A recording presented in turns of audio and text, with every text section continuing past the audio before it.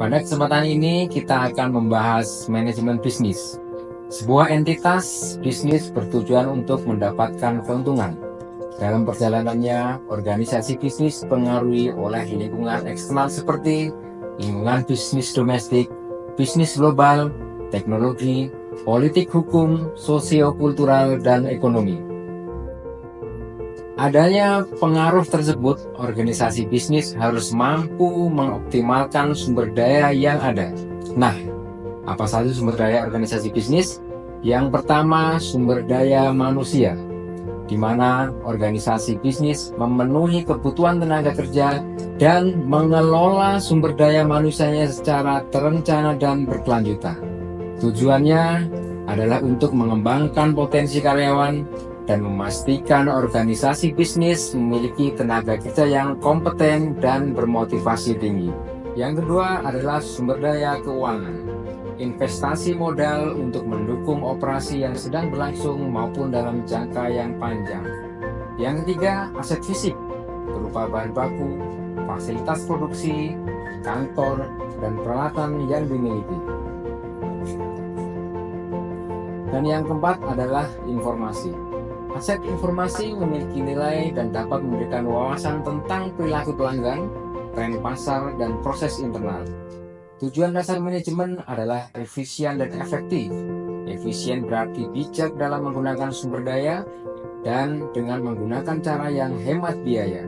Sedangkan efektif membuat keputusan yang tepat.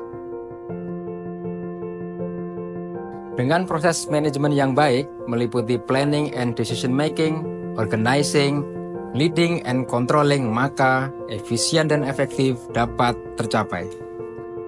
Seseorang yang menjalankan proses manajemen untuk pencapaian tujuan disebut dengan manajer, di mana ia berperan di antaranya sebagai figurehead, leader, monitor, diseminator, entrepreneur, dan negosiator.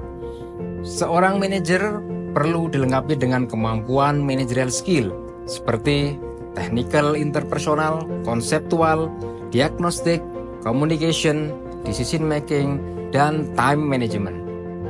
Demi keberlangsungan sebuah entitas bisnis atau perusahaan, perlu disusun perencanaan dan pengendalian perusahaan. Anggaran operasional menjadi salah satu hal yang harus terencana karena menjadi bagian pertanggungjawaban serta sebagai dasar evaluasi kinerja. Anggaran juga merupakan alat manajemen untuk mencapai tujuan. Anggaran operasional meliputi anggaran pendapatan, anggaran biaya produksi, beban SDM, administrasi dan umum, serta beban penelitian dan pengembangan. Perlu dipahami oleh seorang manajer bahwa organisasi merupakan sistem yang terbuka. Organisasi akan dipengaruhi oleh teknologi, ekonomi, demografi, politik, hukum, sosial, dan budaya. Unsur-unsur tersebut saling berhubungan, saling bergantung, dan saling berintegrasi.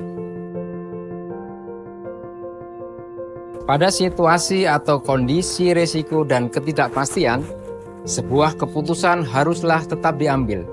Oleh karena itu, diperlukan adanya penstrukturan analisis keputusan, penjabaran terhadap semua alternatif yang mungkin dapat diambil, segala informasi yang menyertai alternatif, dan studi pendahuluan atau eksperimentasi yang mungkin dilakukan.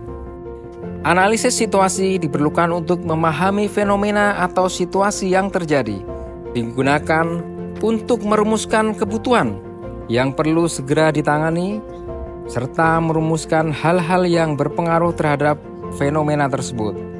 Tools untuk analisis meliputi hazard and operability analysis, yaitu analisis yang sistematis terhadap perencanaan atau operasional baik terhadap peralatan maupun manusia, atau dapat pula untuk tindakan untuk efisiensi operasional. Yang kedua, business impact analysis, yang digunakan untuk menentukan tingkat kegawatan dan jangka waktu pemulihan dari proses dan sumber daya yang diperlukan untuk kelangsungan pencapaian sasaran perusahaan setelah terjadinya suatu peristiwa risiko. Pendekatan dinamika sistem dapat dilakukan dengan melakukan identifikasi dan definisi masalah, konseptualisasi sistem, formulasi model, simulasi, dan validasi, analisa dan pengembangan kebijakan dan penerapan.